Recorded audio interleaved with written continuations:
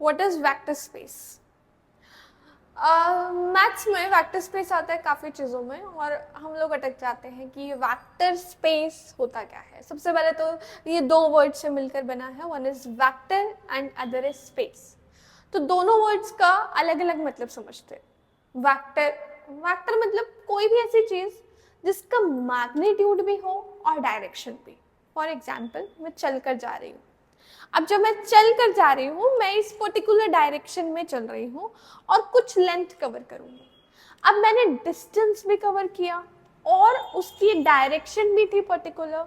तो कोई भी ऐसी चीज़ जिसके पास दो चीज़ें हो, मैग्नीट्यूड और डायरेक्शन, उसको हम वेक्टर कहते हैं। क्लियर? मतलब मैंने यहाँ से यहाँ तक डिस्टेंस चला और मैं उस डिस्टेंस को एक एरो के फॉर्म में रिप्रेजेंट कर दूँ, that is called as a vector. Now space, अब ये जो मैं कवर कर रही हूँ, ये मैं चल रही हूँ, एक स्पेस में चल रही हूँ, दिस इज स्पेस। तो एक ऐसा कलेक्शन एक ऐसा स्पेस जिसके अंदर सारे वेक्टर्स हैं, जिसके अंदर के सारे वेक्टर्स को आप ऐड करो तो एक और वेक्टर मिले, वो भी उसी स्पेस में हो, that is called a vector space. अब कोई दो वेक्टर्स को ऐड करके how can you get the vector in the same space? Easy. मैं यहां से चली straight, this is one vector. उसके बाद मैं टर्न होकर यहां पर चली, this is the second vector.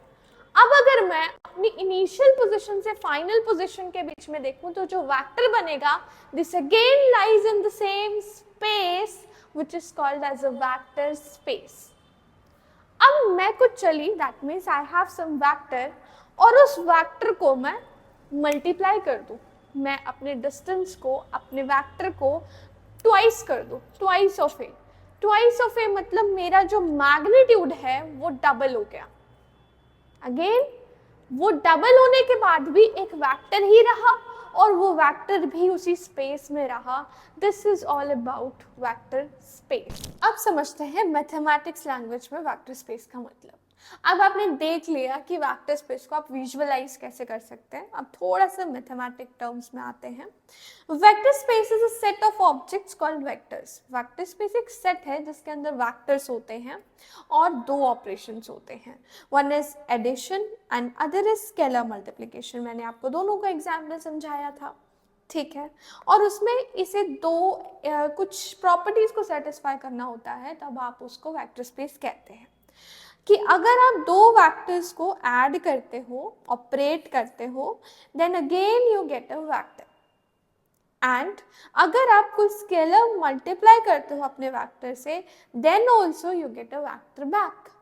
यानी v1 और v2 दो वेक्टर्स को आपने ऐड किया और अगर आपको रिजल्ट में एक वेक्टर मिल गया, that is this is one property which is called as vector addition. और किसी वेक्टर में आपने किसी स्केलर का मल्टीप्लाई किया, then also you get a vector, this is called as scalar multiplication. अगर ये दो प्रॉपर्टी होल्ड करते हैं, then you say that it is called a vector space. इसके अलावा बहुत सारी प्रॉपर्टी हमारा वेक्टर स्पेस सेटिस्फाई करता है, in which u plus V belongs to v।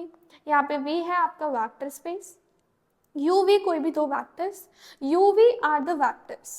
तो कोई भी दो वेक्टर्स को अगर आप ऐड करो, you get a vector back, this is called as commutative property, ठीक है। आपके पास तीन वेक्टर्स हैं, आपको उन्हें ऐड करना है, you can add them in any order which is called as associative property. Previous property is not commutative, it's closure property, है ना। जब आपके क्लोज्ड हो, दो वेक्टर का एडिशन भी आपको वेक्टर स्पेस के अंदर ही मिले। u plus V plus W is equal to u plus V plus W which is associative property. और जीरो वेक्टर आपका हमेशा आपके वेक्टर स्पेस को बिलोंग करेगा। मान लो मैं जैसे एग्जाम्पल लिया था, मैं खड़ी थी, वहां पर मैं अगर मूवमेंट ही ना करूं, then that is an example of a zero vector. तो zero vector will always belongs to your vector space. आपके वेक्टर में एडिटिव इनवर्स एग्जिस्ट करेगा, यानी there always will exist one vector which will give a zero vector on adding to the original vector which is called additive inverse। और आपका कोई भी vector में अगर आप किसी स्केलर ए का मल्टीप्लाई करो तो भी आपको आपका वेक्टर में ही आंसर मिलेगा, यानी स्केलर मल्टीप्लिकेशन भी आपकी क्लोज्ड होती है वेक्टर स्पेस में, यानी स्केलर मल्टीप्लिकेशन इज क्लोज्ड, ठीक है। और वेक्टर आपका डिस्ट्रीब्यूटिव प्रॉपर्टी होल्ड करता है इन स्केलर मल्टीप्लिकेशन। आप दो वेक्टर को ऐड कर रहे हो, उसमें स्केलर मल्टीप्लाई कर रहे हो, या फिर आप AU प्लस AV करो, these all things are equal, यानी distributive property over scalar multiplication. और आपका स्केलर्स को ऐड करो और वेक्टर को मल्टीप्लाई करो तो भी आपकी ये डिस्ट्रीब्यूटिव प्रॉपर्टी होल्ड करती है। आपके स्केलर मल्टीप्लिकेशन, दो स्केलर्स को आप फैक्टर के साथ मल्टीप्लाई करते हो, then also their order doesn't matter, मतलब एसोसिएटिव प्रॉपर्टी आपकी स्केलर्स और वेक्टर्स दोनों के प्रोडक्ट पे होल्ड करती है। एंड मल्टीप्लिकेटिव आइडेंटिटी भी एग्जिस्ट करती है। मल्टीप्लिकेटिव आइडेंटिटी मतलब आपके पास एक वेक्टर है और आपको उसे 1 से मल्टीप्लाई करो तो आपको आपका वेक्टर ही वापस मिलेगा। क्लियर?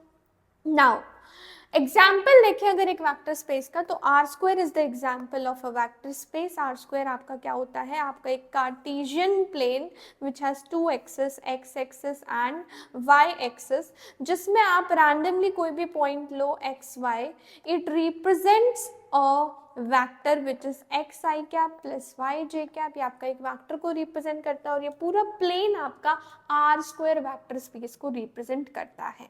यहाँ पे आपके पास 0 वेक्टर भी है, और अगर आप दो vector x1 y1 x2 y2 को ऐड करो तो रिजल्ट भी आपको इसी वेक्टर स्पेस के अंदर मिलता है। स्केलर मल्टीप्लिकेशन, डिस्ट्रीब्यूटिव प्रॉपर्टी, सारी प्रॉपर्टीज इस स्पेस के अंदर डिफाइंड है। That is why this R square is called as a vector space.